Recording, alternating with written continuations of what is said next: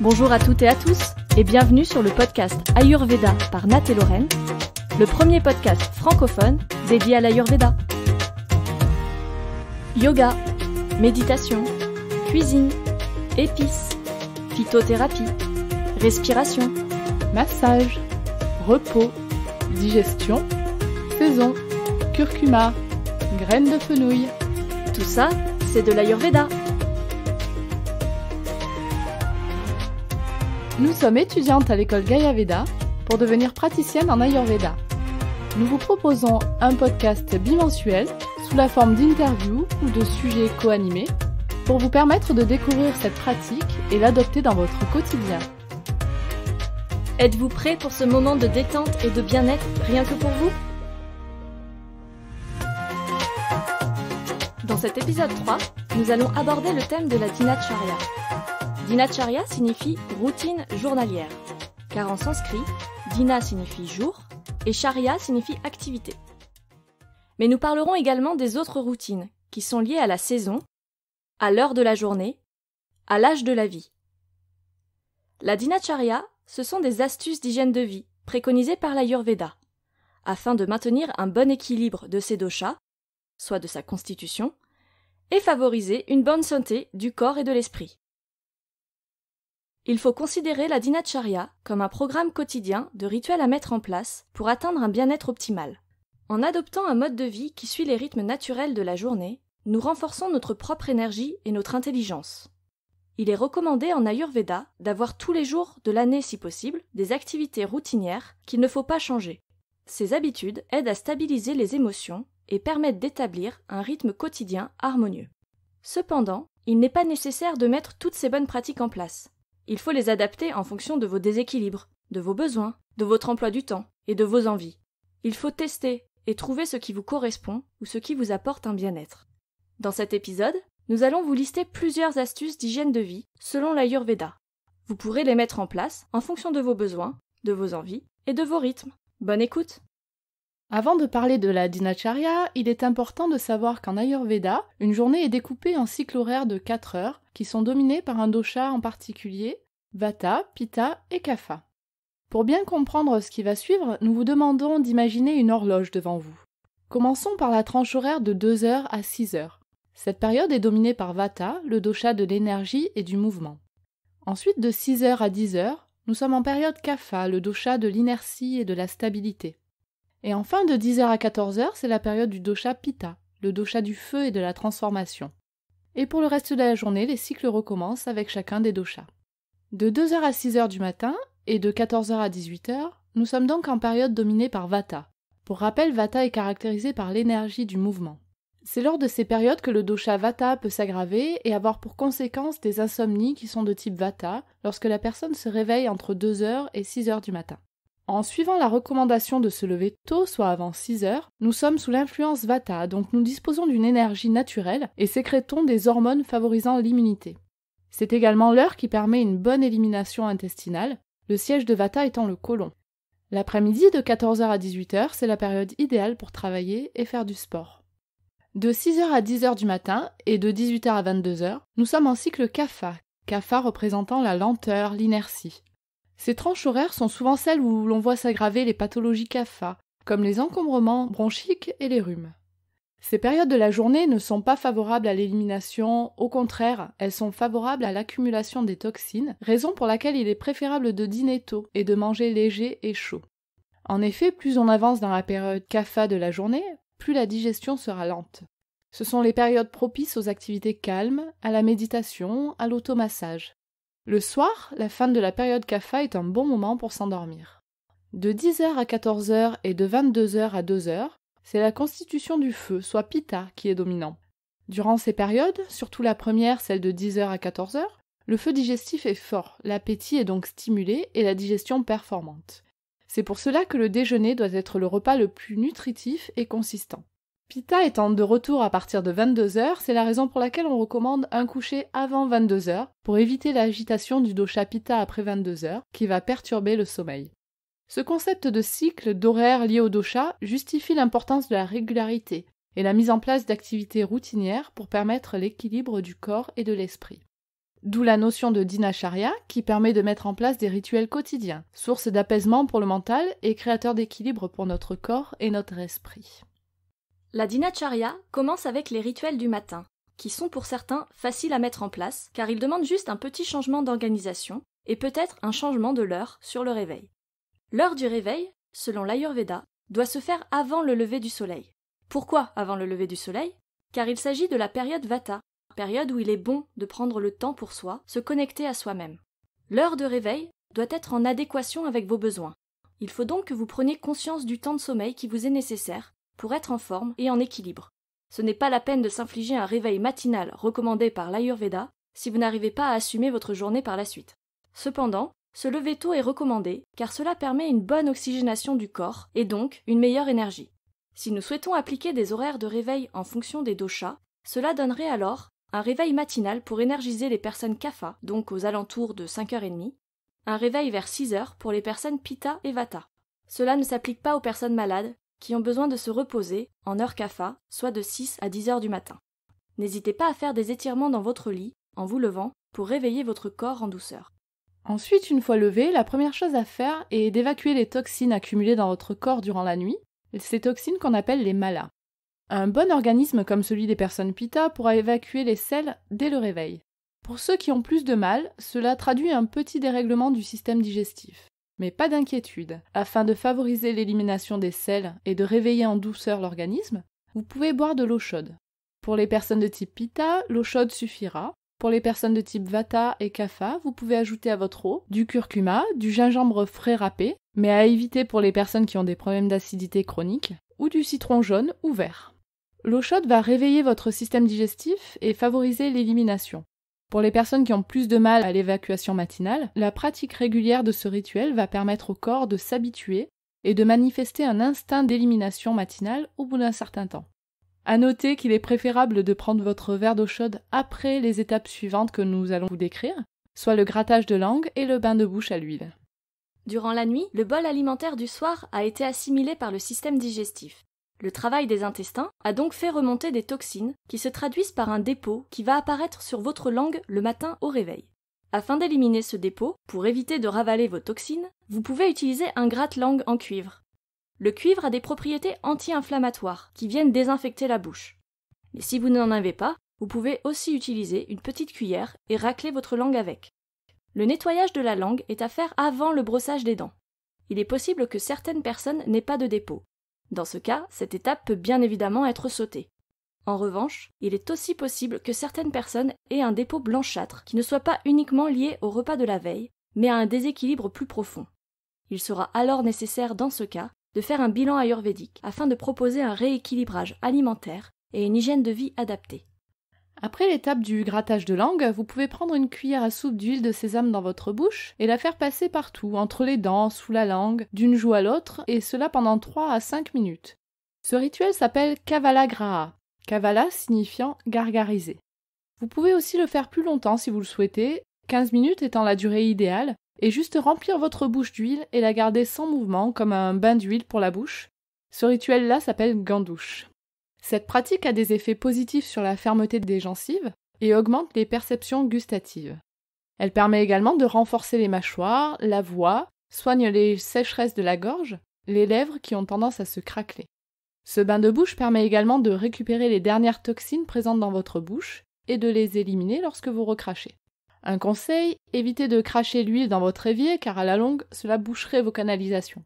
N'hésitez pas à cracher dans un mouchoir en papier et ensuite le mettre à la poubelle. Ensuite, nous allons passer au nettoyage du nez, appelé Jalaneti. C'est un rituel qui consiste à mettre de l'eau salée dans la paroi nasale, ce qui permet de nettoyer le nez et le libérer d'un potentiel excès de mucus qui s'est accumulé dans la nuit. Pour cela, il faut mélanger une cuillère à café de sel marin bio dans de l'eau tiède, environ 400 à 500 ml, qui sera à 37 degrés max. Ensuite, il faut incliner votre tête pour que l'eau passe de l'autre côté, dans l'autre narine. Attention à ce que l'eau ne tombe pas dans l'arrière de la gorge. Vous pourrez vous moucher avec un mouchoir. Pour compléter le nettoyage du nez que nous venons de voir, vous pouvez ensuite effectuer le soin du nez appelé nasya.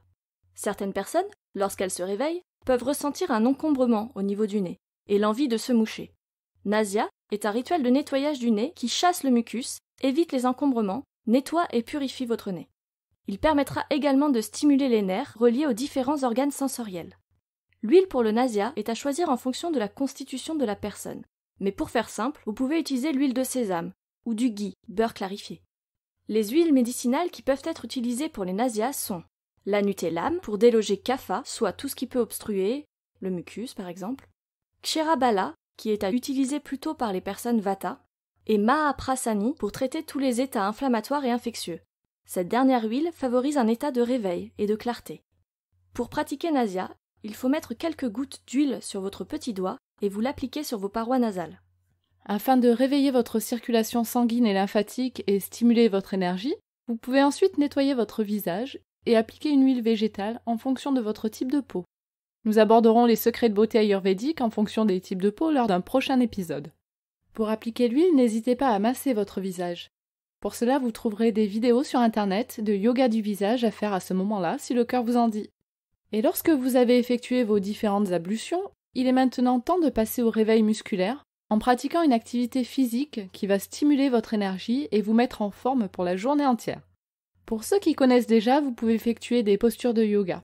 Les salutations au soleil, par exemple, sont un bon moyen de faire monter l'énergie dans votre corps, d'étirer et de réveiller vos muscles en douceur.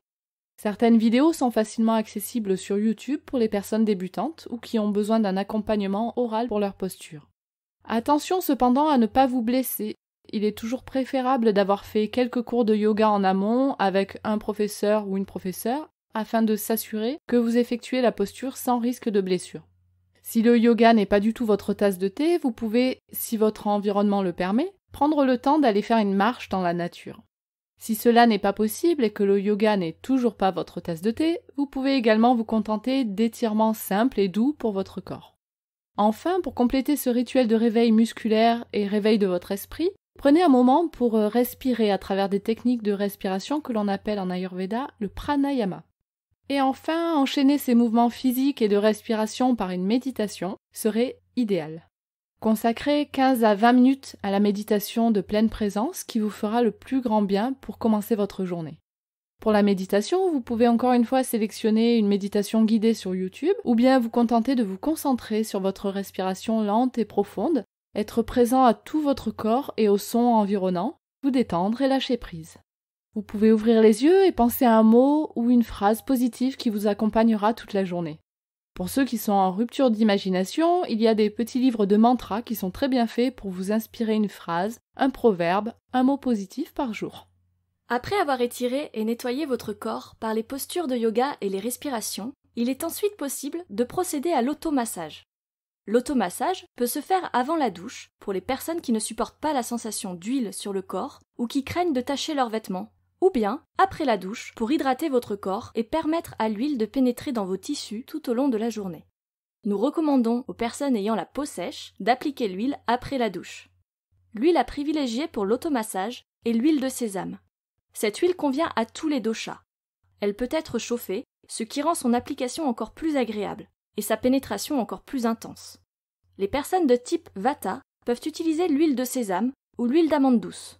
L'huile de coco peut être utilisée en période estivale et elle convient mieux aux personnes de type pitta, car c'est une huile rafraîchissante. Les pittas pourront aussi utiliser l'huile d'olive. Une autre huile peut être utilisée par les personnes de type kapha. C'est l'huile de moutarde. Cette huile a des propriétés chauffantes et raffermissantes au niveau de la peau, mais son odeur est un peu forte. L'huile de tournesol peut aussi être utilisée par les personnes kapha. Attention, les huiles utilisées pour le massage doivent être bio, de première pression à froid. Pour chauffer votre huile, vous pouvez utiliser un bougeoir sur lequel est posée une coupelle où se trouve votre huile. Ou bien, mettre 3 à 4 cuillères à soupe d'huile dans un petit contenant assez fin et le placer dans un bol d'eau très chaude. Lorsque vous effectuez cet automassage, il est important d'y mettre de l'intention, de penser à ce que vous faites, de prendre ce temps pour vous. Mais n'hésitez pas à faire un massage qui soit tout de même tonique, afin de bien vous réveiller. L'automassage permet de garder une bonne qualité de peau et une bonne circulation lymphatique. Donc, il permet aux toxines de mieux s'éliminer. Une autre astuce de beauté ayurvédique est l'utilisation des gants de soie. Ils sont bénéfiques pour la peau et favorisent la circulation sanguine et lymphatique. Ils peuvent être utilisés pour faire un automassage à sec pour les personnes qui n'apprécient pas les massages à l'huile ou juste avant l'application des huiles afin de favoriser leur pénétration. Ils stimulent et gomment la peau et permettent une meilleure qualité de peau. Vous pouvez ensuite passer à la douche. Et c'est enfin le moment du petit déjeuner.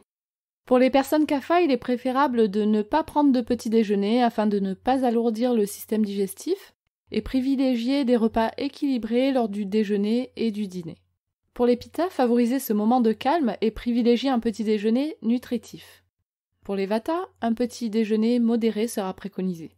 Nous vous donnerons plus de détails pour les petits déjeuners ainsi que pour les autres repas dans un autre épisode qui sera consacré à la diététique. En ce qui concerne les encas, et par encas nous pensons à la petite faim vers 10h qui peut arriver chez certaines personnes, mais aussi le fameux goûter de 16h ou 17h. Il est recommandé aux personnes CAFA d'éviter les collations, ou alors si une sensation de faim se fait vraiment sentir, prendre quelques fruits secs, surtout s'il n'y a pas eu de petit déjeuner. Pour les personnes Vata et Pitta, il est possible de consommer quelques fruits secs et ou un fruit. Le goûter, en revanche, est recommandé uniquement pour les personnes de type Vata, qui ont un petit estomac et un appétit léger, et qui par conséquent mangent de petites quantités à chaque repas, et peuvent donc se permettre plusieurs repas et collations par jour. Concernant le déjeuner, selon l'Ayurveda, il doit se dérouler dans le calme, dans le silence. Il faut éviter de parler et éviter toutes les émotions fortes, comme la colère, le stress, la pression, etc. Les personnes Pitta peuvent prendre un déjeuner copieux pour se sentir rassasiées. Les Vata et Kapha privilégieront un déjeuner modéré. Pour tout ce qui est diététique en fonction des doshas, rassurez-vous, nous consacrerons plusieurs épisodes à ces notions, aux menus et aux recettes à privilégier.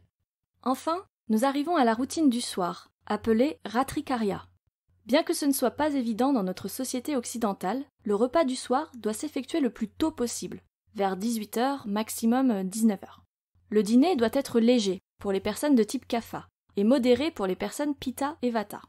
De préférence, il faut éviter les écrans le soir et privilégier des activités telles que la lecture, l'écoute de musique, de podcasts, ou bien encore faire un yoga doux, des respirations, de la méditation. Il est important de faire le vide dans sa tête, se libérer de ce que l'on a fait de sa journée, accepter comment sa journée s'est passée, se libérer des tensions. Se lever plus tôt le matin implique donc de se coucher plus tôt le soir. Il faut se coucher vers la fin de l'heure Kapha de la soirée, qui est 22h. Donc essayez de se coucher avant 22h, maximum 22h30.